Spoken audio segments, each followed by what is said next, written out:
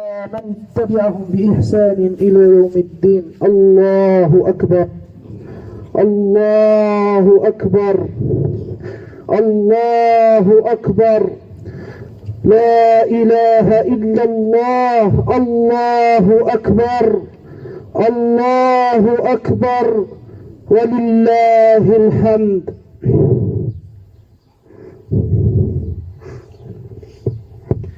الحمد لله رب العالمين، أحمده تبارك وتعالى بمحامده التي هو لها أهل، وأثني عليه الخير كله، لا أحصي ثناء عليه، هو جل وعلا كما أثنى على نفسه.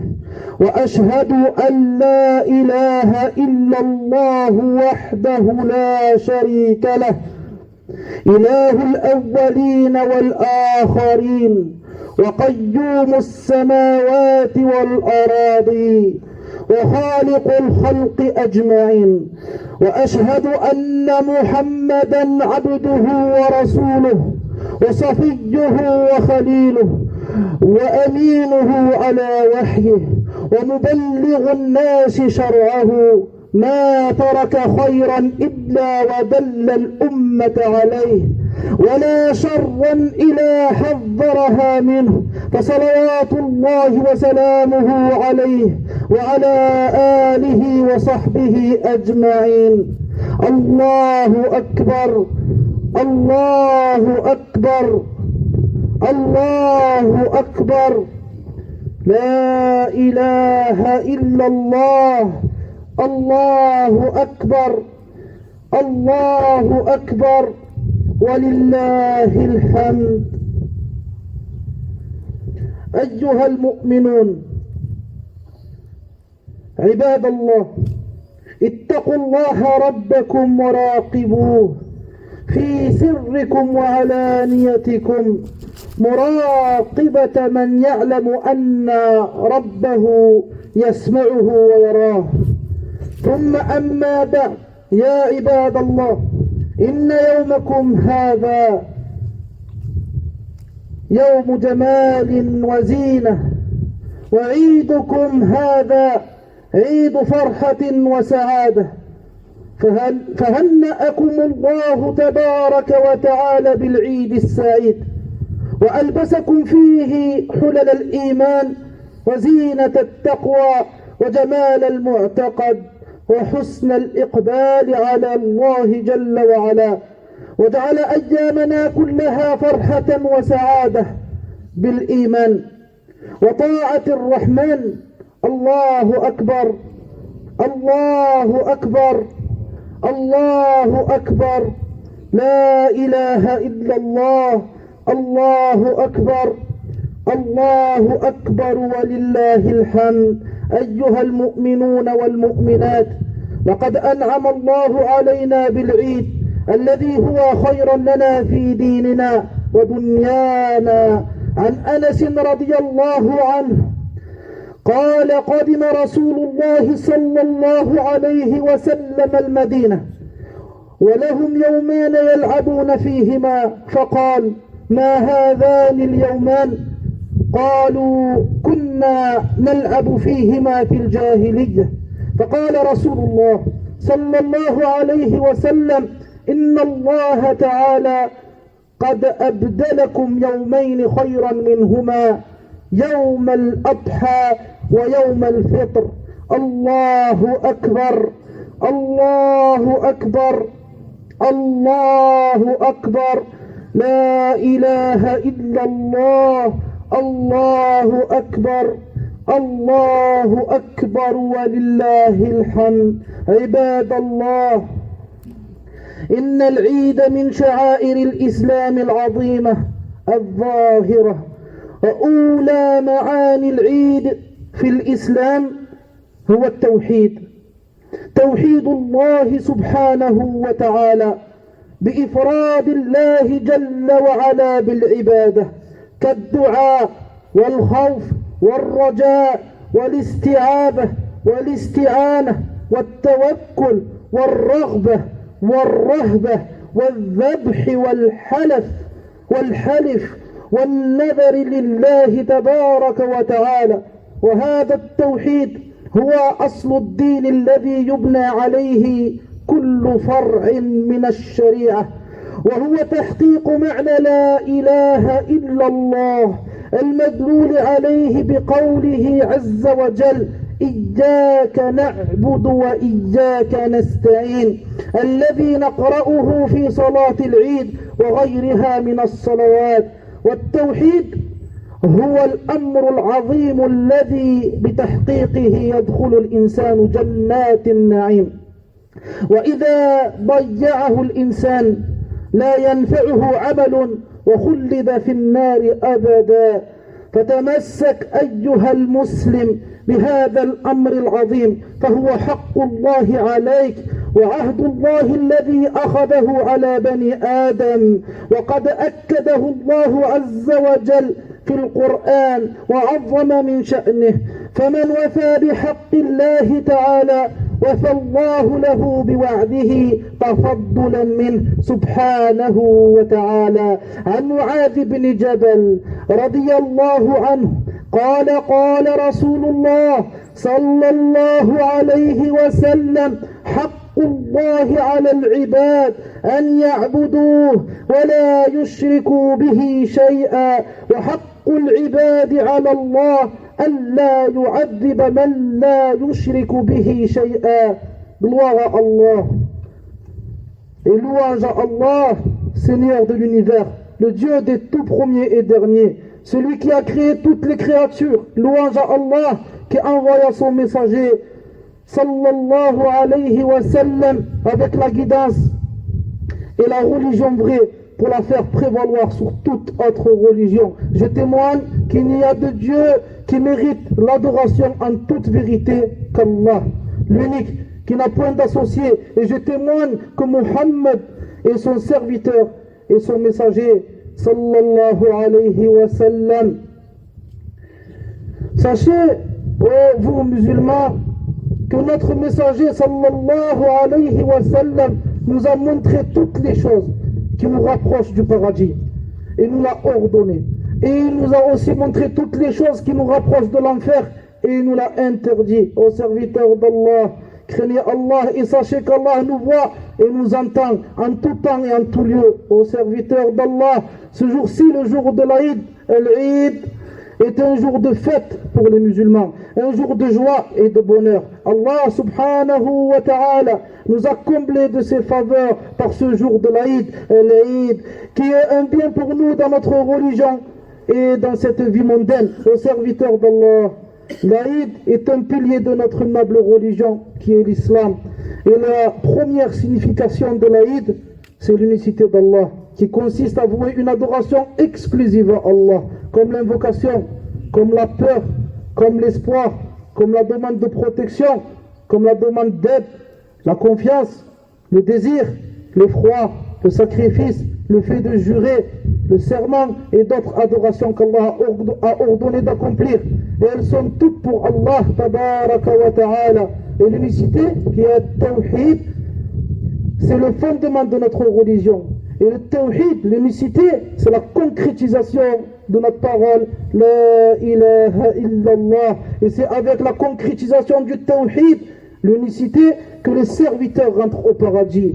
Et si le serviteur gâche son Tawhid, son unicité, alors ses œuvres ne lui seront d'aucune utilité et il rentrera en enfer pour l'éternité. Accrochez-vous donc aux musulmans, au Tawhid, à l'unicité et concrétisez-le, car c'est un droit d'Allah sur ses serviteurs. En effet, d'après Mu'adh ibn Jabal, radiyallahu anhu, le prophète sallallahu alayhi wa sallam a dit dans ce sens: le droit d'Allah sur ses serviteurs est qu'il l'adore seul sans rien lui associer.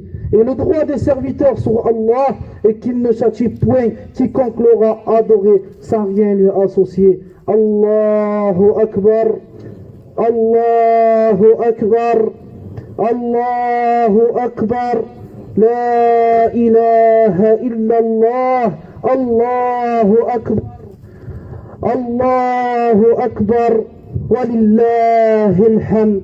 فيا عباد الله إن ضد التوحيد هو الشرك بالله عز وجل، والشرك أعظم ذنب عصي الله به وهو محبط للعمل.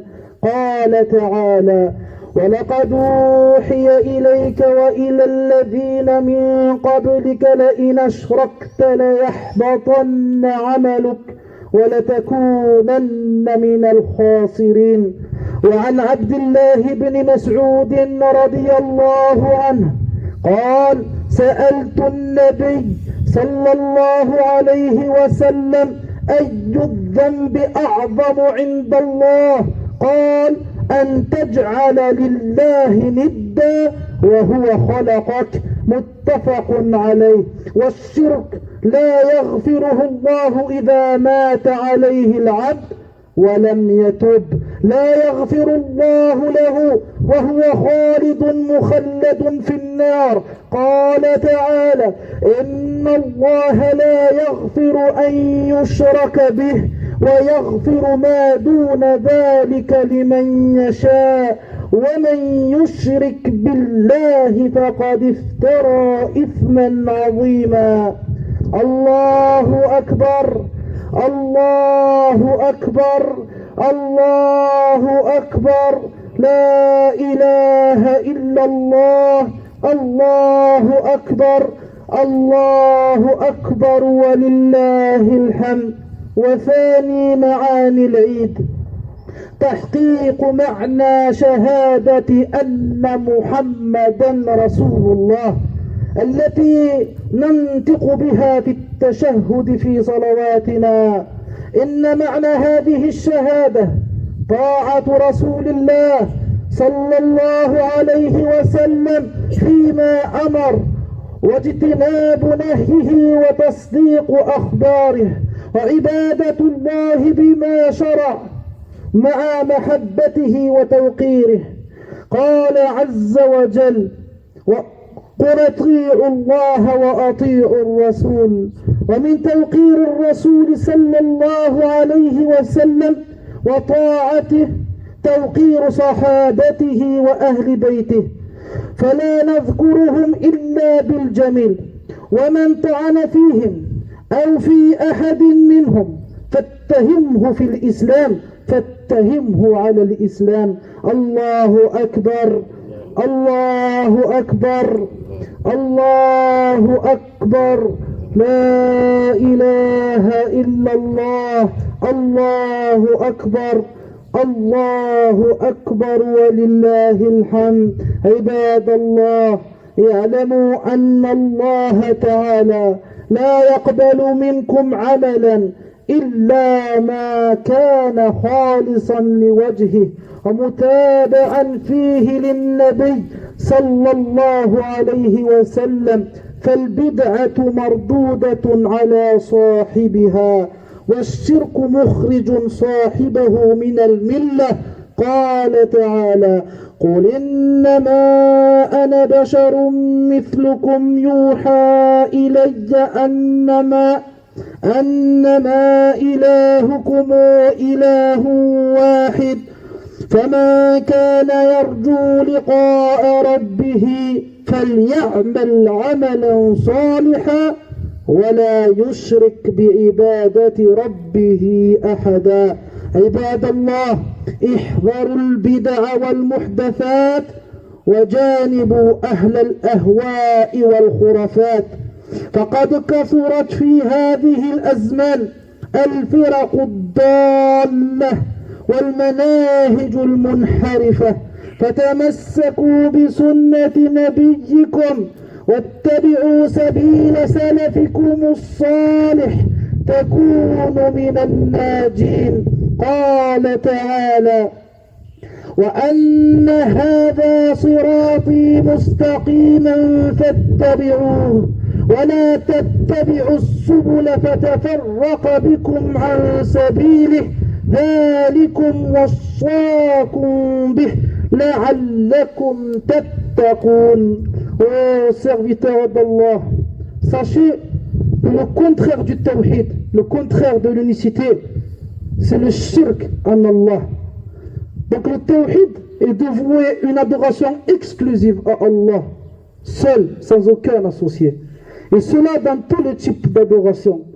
Et le shirk, l'associationnisme, est de vouer une forme d'adoration à autre qu'Allah. Le shirk est le plus grand et plus grave péché de l'humanité. Et le shirk rend nos œuvres vaines. En effet, Allah subhanahu wa ta'ala dit dans ce sens. En effet, il t'a été révélé ainsi qu'à ceux qui t'ont précédé. Si tu donnes des associés à Allah, ton œuvre sera certes vaine et tu seras très certainement du nombre des perdants. Et d'après Abdullah ibn Mas'ud, radiyallahu anhu, il a dit, j'ai demandé au prophète sallallahu alayhi wa sallam, quel est le péché le plus grave auprès d'Allah? Quel est le péché le plus grave auprès d'Allah? Il a dit que tu attribues à Allah un égal alors que c'est lui qui t'a créé. Et Allah, notre Seigneur, a affirmé qu'il ne pardonnait pas à celui qui ne se repent pas du shirk en ce bas monde. S'il meurt sur le shirk, il demeurera éternellement en enfer. Comme il dit Azza wa Jal, dans ce sens, certes, Allah ne pardonne pas qu'on lui donne quelque associé, à part cela, il pardonne à qui il veut. Aux serviteurs d'Allah, la deuxième signification de l'Eid, du jour de l'Eid, c'est la concrétisation du sens de l'attestation que Muhammad est le messager d'Allah. Et le sens de l'attestation que Muhammad est le messager d'Allah est le suivant: obéir à ses commandements, attester la véracité des informations dont il nous a fait part le prophète sallallahu alayhi wa sallam, s'éloigner de ce qu'il a interdit et réprimé, et n'adorer Allah qu'au moyen de ce qu'il a légiféré sallallahu alayhi wa sallam. Allah azza wa jal dit dans ce sens: obéissez à Allah et obéissez aux messagers, et sachez aux serviteurs d'Allah que l'adoration a deux conditions. Et si tu ne viens pas avec ces deux conditions réunies dans ton adoration, Allah subhanahu wa ta'ala ne l'accepte pas de toi. Et ces deux conditions sont venues à la fin de la sourate Al-Kahf. La première condition est d'adorer Allah seul, sans aucun associé. Et la deuxième condition, c'est de l'adorer avec ce qu'il nous a légiféré à travers son messager sallallahu alayhi wa sallam, en œuvrant avec ce qu'il a apporté comme vérité et en délaissant ce qu'il a interdit comme chose vaine. أقول ما تسمعون وأستغفر الله لي ولكم فاستغفروه إنه هو الغفور الرحيم.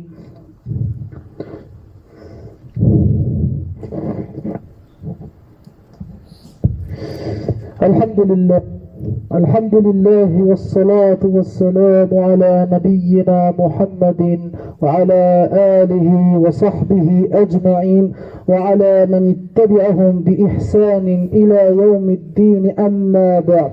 الله أكبر الله أكبر الله أكبر، لا إله إلا الله، الله أكبر الله أكبر ولله الحمد. فيا عباد الله، دينكم دين كامل لا يحتاج إلى زيادة ولا نقصان. قال الله تعالى: اليوم أكملت لكم دينكم وأتممت عليكم نعمتي ورضيت لكم الإسلام دينا. قال الإمام مالك رحمه الله تعالى: من ابتدع في الإسلام بدعة يراها حسنة زعم أن محمدا صلى الله عليه وسلم خان الرسالة، لأن الله يقول: اليوم أكملت لكم دينكم، كما لم يكن يومئذ دينا فلا يكون اليوم دينا. قال ابن مسعود رضي الله عنه: اتبعوا ولا تبتدعوا فقد كفيتم. ويقول ابن عباس رضي الله عنه: عليك بالاستقامة، اتبع ولا تبتدع. الله أكبر الله أكبر الله أكبر، لا إله إلا الله، الله أكبر الله أكبر ولله الحمد. روى الطبراني في الأوسط عن أنس بن مالك قال قال رسول الله صلى الله عليه وسلم إن الله حجب التوبة عن كل صاحب بدعة.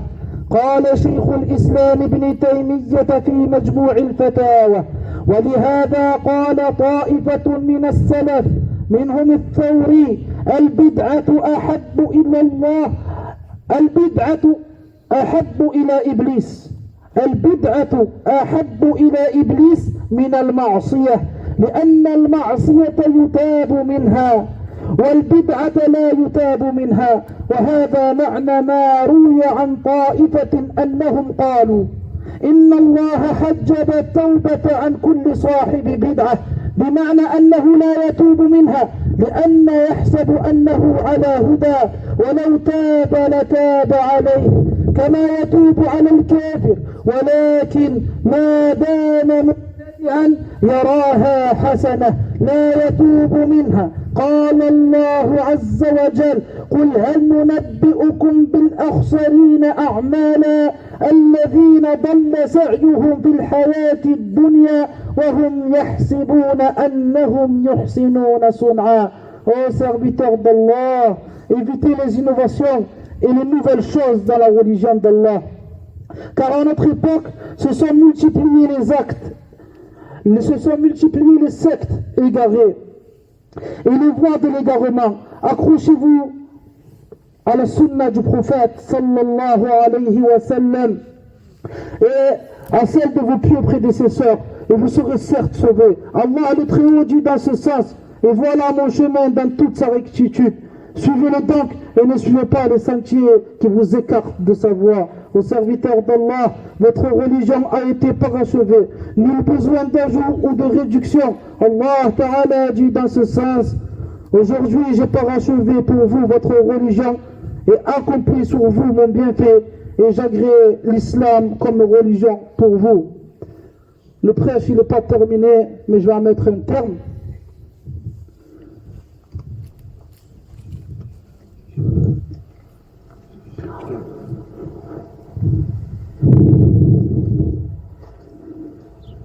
La dernière chose que j'aimerais exhorter mes frères en Allah, c'est la prière. De prier en tout temps, pas que les jours de fête en islam. Ne pas attendre l'Eid ou le jour du vendredi pour prier.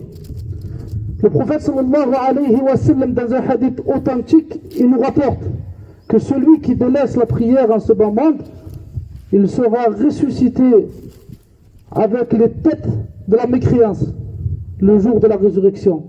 Qarun, wa Haman, wa Fir'aun, wa Ubay ibn Khalaf, les têtes de la mécréance.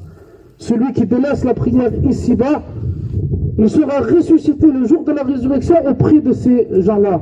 Qui aimerait pour sa personne être ressuscité le jour de la résurrection à côté des têtes de la mécréance? Fir'aun, Pharaon, Haman, Qarun, Ubay ibn Khalaf. Qui aimerait cela? Ça, c'est pour celui qui délaisse la prière ici-bas. Donc, il ne faut en aucun cas délaisser as-salat. En aucun cas. Il y a des divergences et les gens de science, si la personne qui délaisse la prière, il est musulman ou pas. Les imams, ils ont divergé. Est-ce qu'il reste musulman ou pas? Est-ce qu'on prie sur lui ou pas s'il est mort sans prier? Il est mort sans prier, est-ce qu'on le lave? Est-ce qu'on accomplit le lavage funéraire? Est-ce qu'on l'enterre dans le cimetière des musulmans? Est-ce qu'on le considère comme un musulman ou pas? Certains savants de l'islam disent non, on doit le jeter avec les mécréants, et d'autres disent oui. Ils ont divergé dans un hadith du prophète sallallahu alayhi wa sallam. Il dit qu'al-ahdu baynana wa baynahum as-salah faman taqa'a faqad kafar. Le pacte qu'il y a entre nous et eux, c'est-à-dire entre les musulmans et les mécréants, c'est la prière. Celui qui la délaisse a certes mécru. La mécréance ici, est-ce que c'est une petite mécréance ou une grande mécréance? Ceux qui disent que c'est une petite mécréance, ils disent qu'elle ne fait pas sortir de l'islam. Ceux qui disent que c'est une grande mécréance, ils disent que ça le fait sortir de l'islam. Il n'est pas considéré comme musulman. Accrochez-vous à votre prière aux musulmans.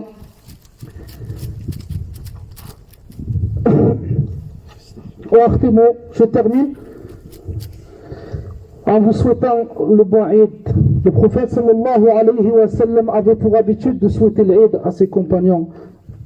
فأقول لكم تقبل الله منا ومنكم وغفر الله لنا ولكم وعاده علينا وعليكم وصلى الله وسلم على نبينا محمد وعلى آله وصحبه أجمعين وعلى من اتبعهم إلى يوم الدين وآخر دعوانا أن الحمد لله رب العالمين.